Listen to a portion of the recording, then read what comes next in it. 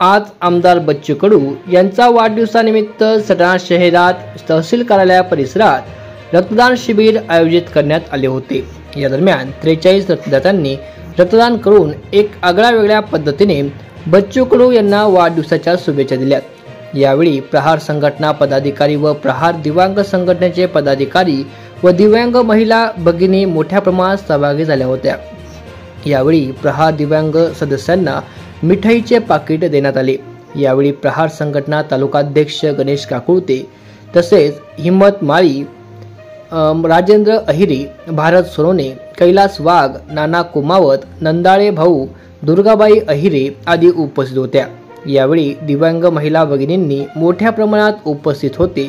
प्रबंधभूमी Maharashtra news साठी निळकंठ भालेराव, सटाणा।